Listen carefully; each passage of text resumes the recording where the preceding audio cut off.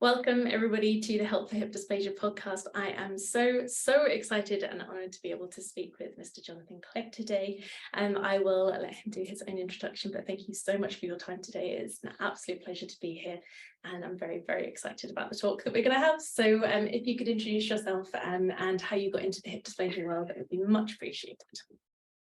Okay, yeah, I'm John Clegg. I was a retired orthopaedic surgeon, starting in Coventry a long time ago now, in 1976. Initially dealing in general orthopaedics, but becoming a specialist in children's orthopaedics as the number of surgeons grew. As part of that interest, there were obviously problems with hip abnormalities in children, and particularly hip dislocation, as it was in those days in babies. And so I inherited a practice where I had a small clinic which dealt with those babies that would appear each week, not a large number, but with enough important problems to make it a serious condition. Wonderful. So I was privileged enough to be able to chat with you before we started recording today, and had a bit of an introduction to some of the work that Mr. Clegg's been able to do throughout his career. Really working with being able to ultrasound babies at birth. So before we get into all of the ins and outs of the ultrasound programming and where we're going with that in terms of being able to find an earlier diagnosis for people, I thought maybe it might just be useful to go over a little bit of some of the anatomy of dysplasia and where some of the risk factors are, why they're there in the first place, and just to get an understanding of why the ultrasound and why the treatments are important in the certain timeline that we've been talking about. So I've got a few questions if you're happy to go through those. Sure. So first one then, what are the main factors that control the development of the femoral head and the acetabulum? Yes, well, the hip joint is a ball and a socket. So the ball is the upper end of the thigh bone, and that rotates freely within the socket, which is on the side of the pelvis. In order for the hip to develop, which it does first of all in some soft tissue called cartilage, which is in some ways fragile and is subject to abnormal pressures if they occur. The development of the hip joint requires that the ball is firmly and accurately located in the socket and is able to move properly. So it's the movement of the ball within its normally aligned socket that allows the hip joint to develop. Any problem that goes along the way, such as the hip joint becoming dysplastic or shallow, means that the ball is not pressing on the right part of the acetabulum, and that leads to an increasing abnormality developing as the child grows. So what is cartilage eventually becomes bone, and if it isn't the right shape, then it won't function properly as a hip joint in the future. So what are the things then about the acetabulum? Because we know with dysplastic hips that the development isn't there, right? So we don't have as good a coverage. It's a very shallow socket. So what are the things that stop that acetabulum developing the way that it should? We've talked about the pressure going in, but sort of we've also mentioned about sort of things like blood supply and growth plates and factors like that. So is that all to do with the pressure of the ball as it grows, or are there other factors to consider there? Yeah, so all these factors are interrelated in a way. So the blood supply to a newborn baby's hip is rather delicate. It has a particular arrangement of blood vessels which are easily pressed upon and damaged. In the normal course of events, that wouldn't happen. So if the baby's hip dislocates, the blood supply seems to move with it. So a baby with a dislocated hip who never has it treated will grow on to be an adult with a dislocated hip, but with a fairly normal looking femoral head, although the acetabulum won't grow properly because it's not under the right pressure. So anything which puts abnormal stress on the baby's hip joint will affect the growth of both the femoral head and the acetabulum. So any damage to the blood supply which can occur as a result of treatment, it doesn't occur naturally. So any baby with a problem such as avascular necrosis, where the femoral head dies because its blood supply is interfered with, is as a result of one form of treatment or another. So unfortunately, the longer the baby's hip is not reduced, the more difficult the reduction, and the more likely it is that you're going to get some secondary effect. Yeah. And just for clarity for people, when you say reducing the hip, what does it mean by that? Reducing means if the baby's femoral head, the ball is outside of the socket, then that's classed as a dislocation. It can occur, you all know, a dislocated shoulder. Someone falls and dislocates the shoulder. The two parts come adrift, and what you have to do is to manipulate them back into place. So a baby with a dislocated hip will somehow have to have that hip relocated, reduced in place. A subluxating hip or a subluxating shoulder is one where the hip joint or shoulder is capable of moving abnormally out of the socket, but generally goes back in again under the right movements. So it's a matter of degree. It can be a subluxation or an actual dislocation where the two component parts, the ball and the socket, are separated. Okay, so now that we understand a little bit more about sort of the anatomy and what happens with dislocated or subluxed hips when we're younger, we can start thinking about why early diagnosis of dysplasia is really important. And this has been a massive part of your work throughout your career, and you know, the amount of research that's gone into understanding why these things are so important. First of all, maybe let's talk about why ultrasounding is important as opposed to x-rays, as opposed to the Ortlani and Barlow methods of identifying dysplasia. So perhaps you could just give us a quick rundown of what those types of scanning and identifying dysplasia are, and then we can kind of compare.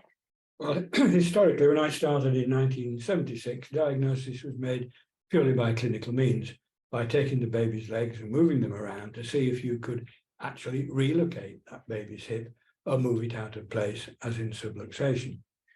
Unfortunately, that's not a very accurate method. It was all we had at the time. There were government guidelines as to when it should be carried out. But unfortunately, for a variety of reasons, none the least the experience of the examiner, it was not very effective in finding sufficient numbers of cases to make it a worthwhile exercise. A newborn baby's hip, as we've said, is largely made of cartilage, which is soft material, which eventually grows into bone. An X-ray will not show cartilage to any great extent. It will show you a vague shadow, but really the X-rays go straight through the cartilage. It will bounce off the bone and you will see the bony elements of the hip, but an X-ray can't show you the actual contours. In an extremely dislocated case where the femoral head is quite definitely out, yes, you can see that the femoral shaft, the leg bone, is not aligned properly on the socket, but by then, of course, it's far too late. So it's not a method of finding a baby's abnormality in the very early stages, and is, of course, potentially harmful. We don't like X-raying babies, don't like X-raying anybody, but although modern techniques have come along leaps and bounds and are by no means as harmful as they were, but you wouldn't routinely X-ray every baby just on the chance of it finding an abnormality. Ultrasound, by comparison, is entirely harmless as far as we know, and there's been no evidence that it in any way causes problems, but it bounces a high-energy sound wave through the cartilage up against the bone, and then, like a sonar, like an ASDIC, when they try to find a submarine, it picks up the sound wave as it comes back and is converted into a picture using the electronics in the ultrasound machine. So it shows you in great detail what you can't see with an X-ray, but also you can move the hip around and it's dynamic. You can actually watch the hip move, and in cases where you can dislocate it, you can actually see the hip joint go out and go back in again. Yeah, that's really really interesting to be able to see live. So if we consider that, then what age do we think, so ossification, so the development of cartilage into bone, the process that happens, what age would you be able to see a dysplastic hip on an X-ray?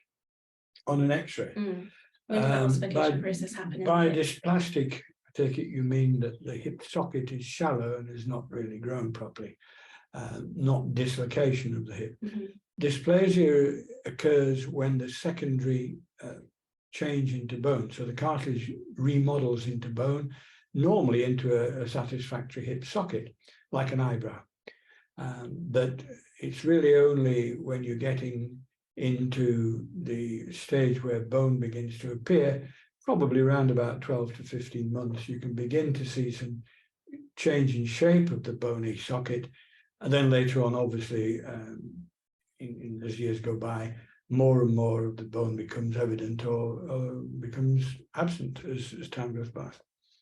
So we know, obviously, from everything that you've said so far, x-rays aren't, the first line when we're born for many reasons. And if you pick it up on an x-ray, chances are that you've picked it up too late to have some of the more beneficial treatments. So if we look at some of the treatments that are available from being picked up right at the very beginning, so around the six week mark that we've talked about, what difference does it make as to how early you've been picked up as to which treatments you can have?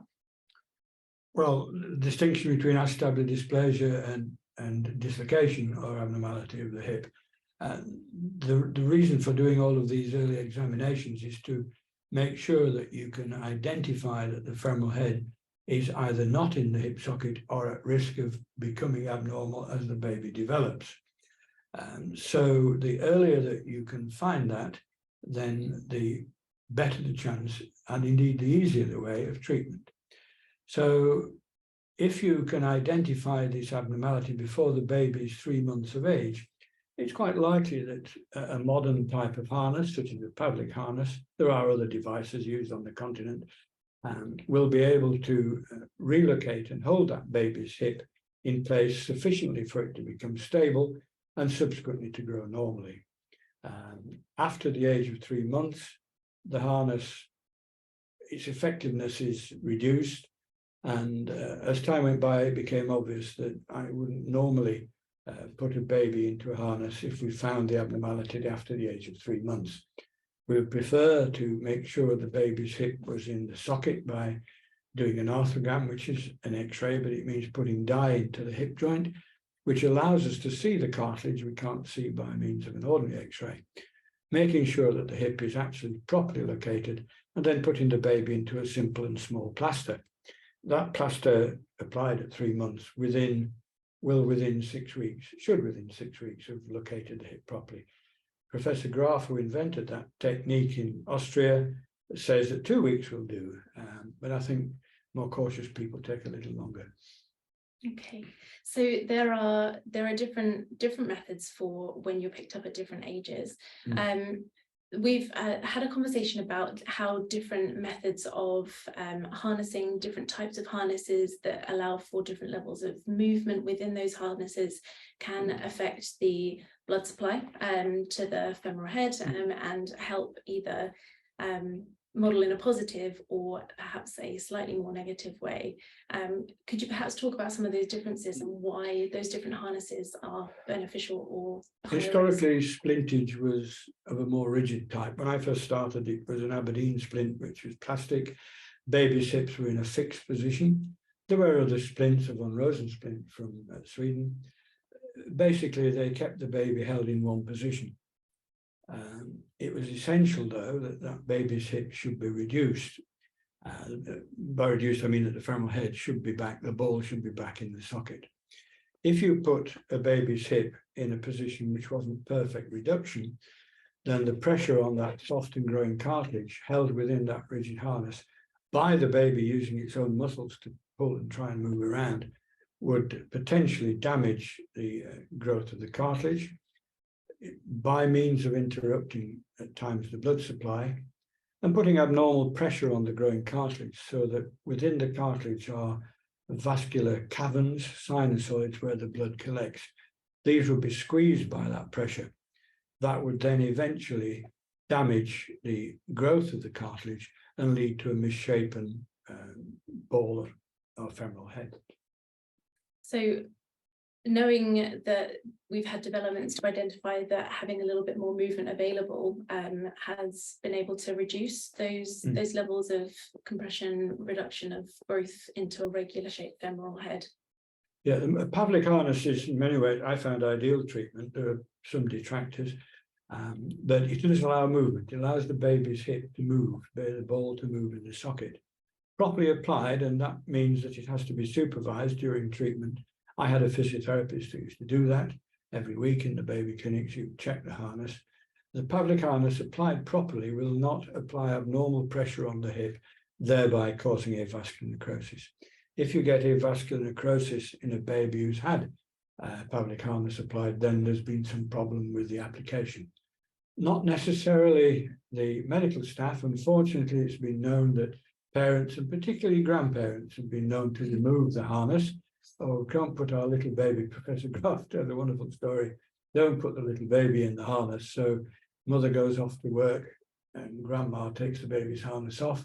Mother comes back, grandma puts the harness back on again just before, not necessarily in the right place. So that's a problem. There are ways of getting around that, but a properly applied pelvic harness holds the baby's hip in a properly reduced position and will also allow the baby's hip to move around. So that way you've got the benefits of treatment in two ways. Okay, so this has kind of set the scene nicely for the next kind of topic that I want to go on to. There has been some wonderful research that you've done over the years that has contributed to knowing how effective early ultrasounding can be for babies, to know that this diagnosis is there to make that happen. So if you could talk us through some of the trials that you've done, how we've come to the conclusion that ultrasounding every baby at birth has been able to identify so many more cases that would not have been picked up otherwise. It's been a really interesting conversation that we've been able to have prior to this recording. So I wondered if you might be able to tell us a little bit more about that, how that happened, how it's then justified the ultrasounding of every baby that's also happening in other countries now, and lead us into the discussion about the fact that unfortunately that's not happening globally in the UK yet, but how we know that we can be on the way. Yes, when I started, as I said earlier, the method of diagnosis was purely by this clinical examination. Unfortunately, it wasn't in many ways very effective, and roughly 1.5 per 1,000 babies had a missed dislocation. By missed, I mean that the diagnosis was not made until the baby was at least 3 months of age, very often much older, a year, 18 months, and the maximum one was 6 years. We were looking at risk babies. So at-risk babies are babies where there is a potential for hip problems on the basis of a family history. So any mother, father, aunt, uncle, sibling, quite close relative had a hip dislocation, not just hip abnormality. That could include a lot of other hip conditions, but specifically asking questions about hip dislocation. Breech babies, babies born the wrong way around, bottom first rather than head first, are also known to have a much higher incidence of hip dislocation, probably because of the moulding of the hip in the breech position. Other factors too can have a bearing. Firstborn babies, possibly because the mother's uterine wall is a bit firmer and causes more pressure, and more left-sided than right-sided hips are abnormal, possibly because the baby lies in the right lateral position in the uterus and the left hip is more up against the baby, mummy's tummy in the womb. That's answered a question that I was going to ask later, so thank you so much. There we go. So these are factors which were reasonably thought to have risk factors. So when I started the baby clinic, it would be a clinical examination of abnormalities and babies with those risk factors. That was in 1976. In 1986, Nick Clarke, who was a trainee doctor coming to me from Birmingham, later became professor of orthopaedics in Southampton, only just retired, brought with him an ultrasound device and also the pelvic harness, two absolutely essential bits of kit, as it turned out, to me being able to at last understand what was going on. So he came from America with this equipment and was able to demonstrate the baby's hip and would take us through how the abnormalities could be interpreted. So we introduced that ultrasound in one way or another, and that was initially done in this clinic, which was looking at-risk babies. At the end of a 3-year period, we looked at the statistics and we found that we'd reduced the incidence of late dislocation roughly by half, but not completely, obviously. When we look back over the years at the statistics, it was quite obvious that the reason for that was that 50% of babies who present with hip dislocation or significant abnormality do not have at-risk factors. So if you're just going to screen babies with at-risk problems, you will never ever be able to find all of the hip abnormalities. Armed with that, and with a bit of help from the local authority and mothers and parents and other things, we then embarked on a trial of a routine screening program whereby we looked at every baby born in the maternity hospital in Coventry over a period of a couple of years. And this effectively eliminated any late dislocation. We were obviously finding our feet by that time, but I was fortunate to have some excellent ultrasonographers who were dedicated to the work. I looked at all the scans individually, and we treated them in a special clinic with a wonderful physiotherapist who applied the harness and reassured the parents as to what was going on. So all in all, it worked so well that the health authority couldn't refuse that we should carry on, which we did, with suitable publicity, I may say, in the local papers. And so we then embarked on this routine ultrasound program till we retired in 2005, which was a period of 16 years, something like that. And through that 16 years, there were 73,500 babies. And of all of those, there were only 2 who turned up late.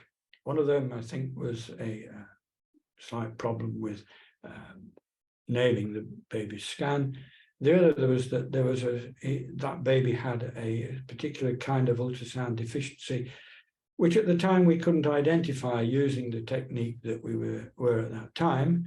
But then we embarked upon using Professor Graf's technique. Professor Graf comes from Stolzalp in Austria, and he's developed worldwide expertise in ultrasound.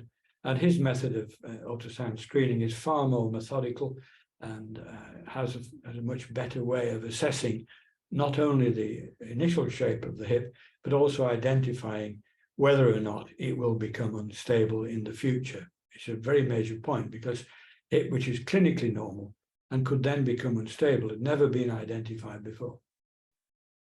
So we've got to this point with the trials and the investigations that you've done, where we can, pretty resoundingly say that by scanning every baby, we're picking up so many more hips that would have been missed otherwise. So that was something that we were very confident with the research that you'd done. However, unfortunately, it's not something that is happening now in the UK for every baby. I'm sure there are reasons that we can't talk about all of the details about this, but are you aware of any plans or routes forwards to bring this back and be able to take this UK-wide at some point in the future?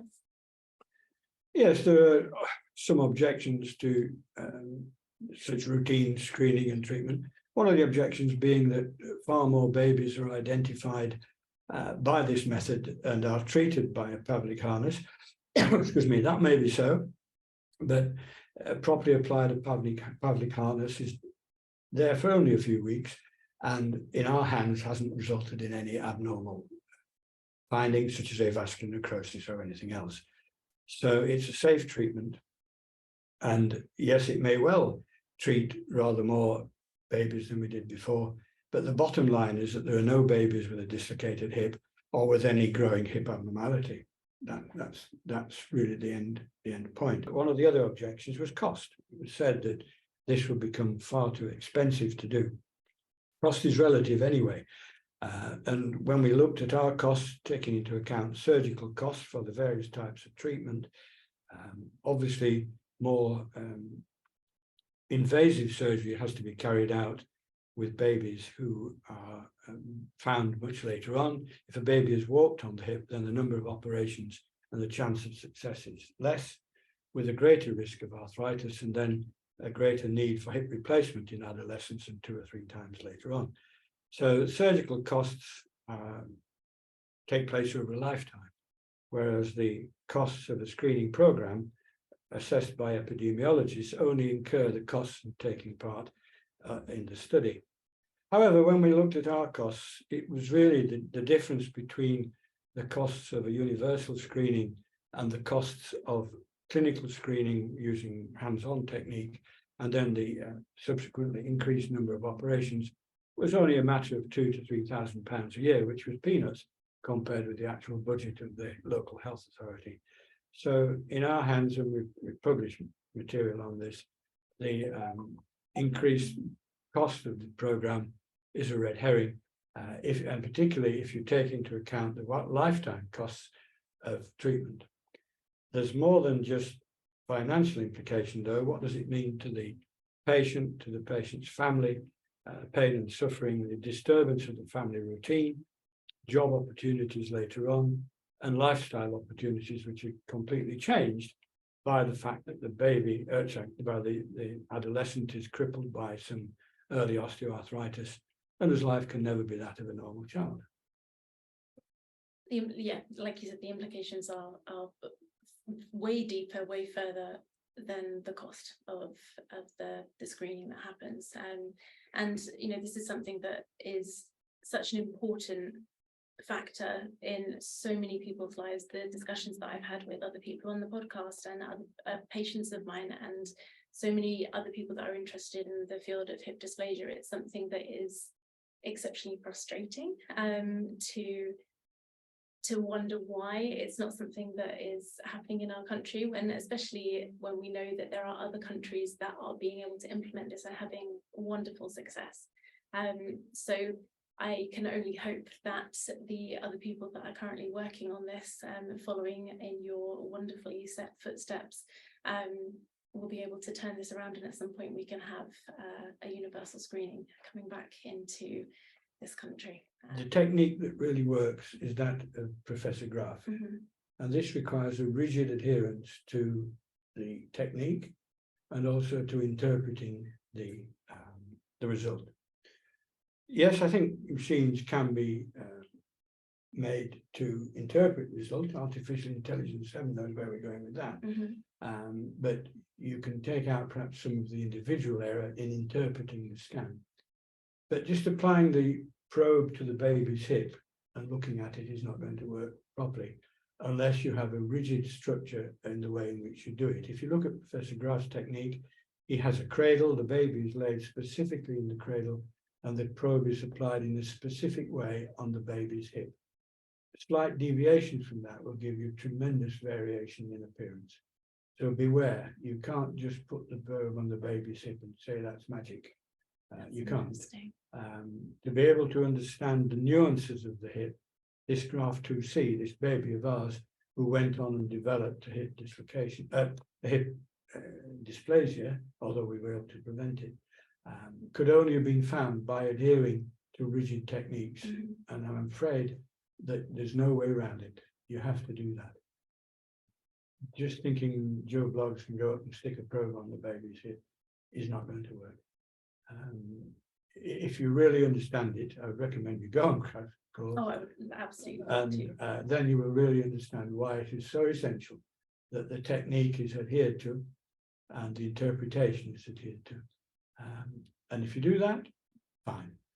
But it's so easy just to look at an X-ray or an ultrasound, have it slightly out of angle, and you get a totally different result. So I'm afraid there's no quick answer.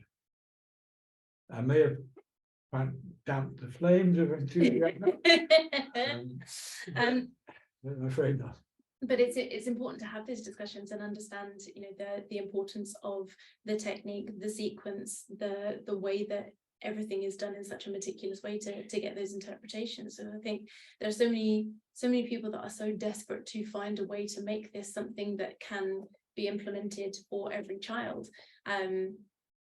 But like you said, it's important to not skip steps. It's important to make sure that everything is interpreted in a really importantly. You're going to an X-ray department and they take an X-ray of your chest. They put the X-ray plate in the right place and they put you in the right place and they do it. You can do the same thing for a baby. You just have to have the facilities to do it and the people experience. It's quite easy. I can train you to do it in an afternoon. Nothing difficult about it, as long as you stick to the rules. Yes, Professor Reinhard Graf from Stolzau. He's now, like me, retired, but he's a wonderful man. He runs courses all over the world, and there are Graf courses, one in Swansea. I think recently there's been one in London as well. They're now catching on all over the country, because I think people have come to realise that the only way to do it is to do it properly.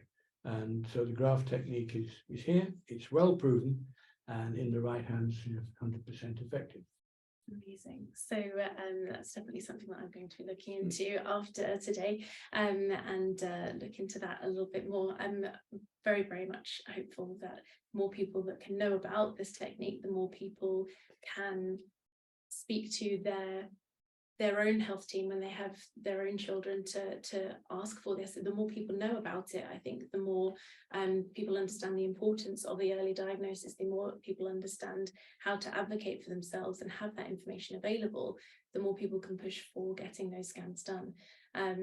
Is that something that you'd agree with, people to advocate? Yeah, I think pressure coming from parents is the one thing that's going to make a difference on the government. After all, they like votes, and they'll vote for something that's of benefit to them. So my early work with this, as I said earlier, I think being able to buy the machine came about because of the efforts of local parents who'd had babies with hip problem, raising funds for the ultrasound machine.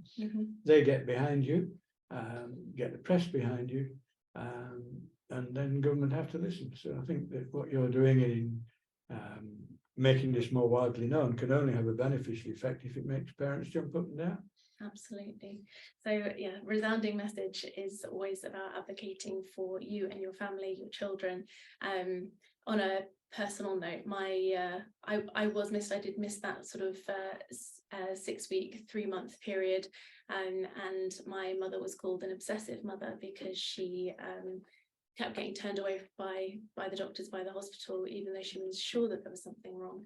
And I then missed that mark. So unfortunately, people have been through these experiences where they have been turned away, told that their concerns are not valid, and this is, another message from another very reputable consultant to be able to say, please advocate for yourself, speak up for your family, speak up for your children, because unfortunately this does still happen. Cases are still missed unnecessarily, and this is something that a lot of us are really trying to advocate for, to make sure that this diagnosis is made earlier and more accessible to everybody.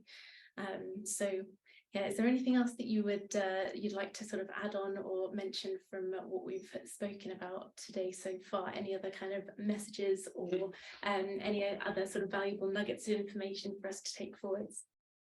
No, I think we dealt with most of it really. I think if of anything, it's awareness of the problem. If you don't know it's there, you don't look for it. It can affect anyone. If you've had someone in the family who've had a hip problem as a baby, there are lots of other hip conditions later on in life. Mention it anyway. It's up to the medical staff to eliminate things like Perthes disease or other problems. Right?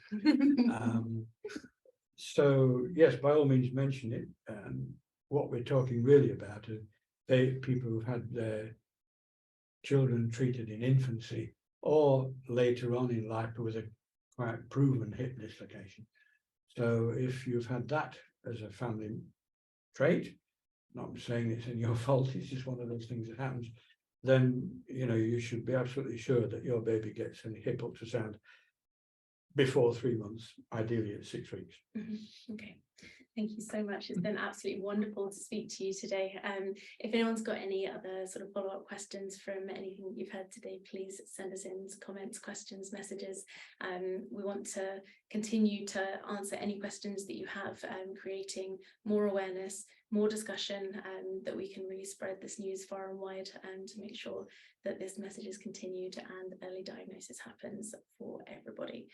So thank you so much again for your time today. It's been so valuable, and really, really appreciate it. Thank you. My pleasure.